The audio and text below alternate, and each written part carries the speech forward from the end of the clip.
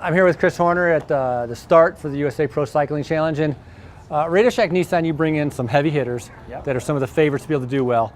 Who is that responsibility falling on? Chris, it's on your legs today? It's always on my legs with Radio Shack Nissan. Jens is always the worker, and you are always the leader. Yes. Well, it's so funny because in Utah, we go into the riders' meeting. I step up in the riders' meeting. They're like, Chris is the leader. And I say, whoa, wait a minute.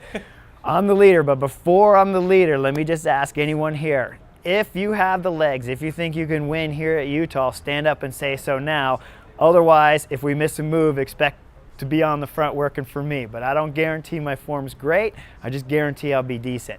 And so I think the same as we arrive here in Colorado. I'm not certain where the legs are. I'm hoping that with the altitude, the week before Utah spent in Bend, the week of Utah there, another week back in Bend, and then of course here, hopefully now I've adjusted to the altitude. So I'm very optimistic. So you would like to be able to be that leader and to be able to ride to the ability that you know that you're able to. Absolutely. I would love to be the leader if I have the legs. And so hopefully, I know from Utah that the legs aren't 100%, but they're not far off. I just need a few extra watts here and there, and then all of a sudden I'm riding really good. So hopefully a little bit of recovery from Utah, a little more adjustment to the altitude, and I'll be good here. But you also look at the team, and with Radio Shack Nissan, we have Jens, who's, like you said, it's going to be a great worker. But you have Boucher, who's coming off of being second at Utah, so he's riding great. We have Andreas Kloden, who took a week off for the Tour de France. Now he's been training.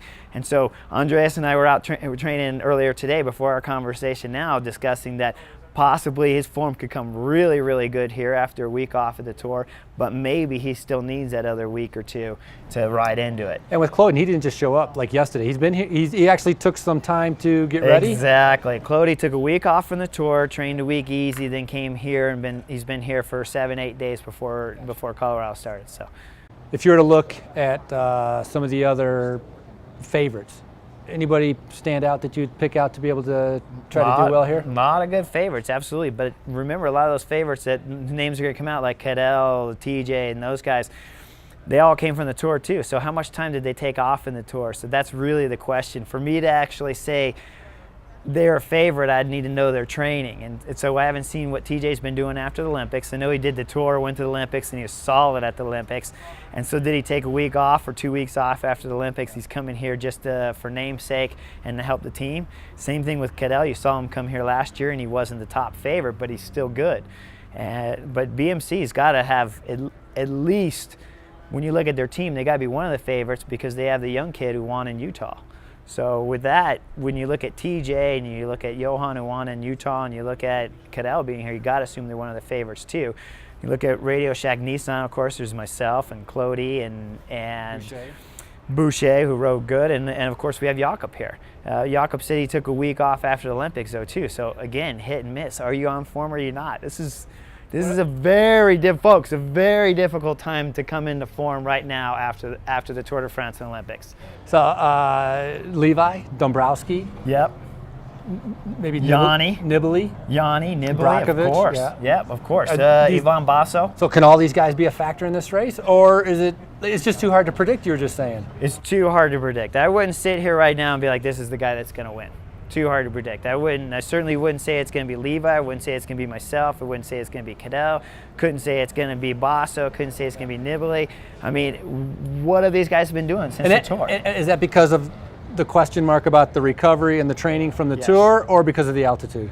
I think everything you just said.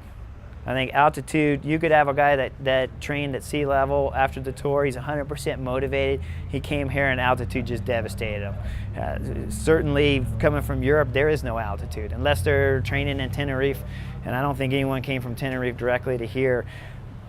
Possibly Yanni. Yanni might have been here training before Colorado. I know he trains in Tenerife all the time, so he's used to altitude.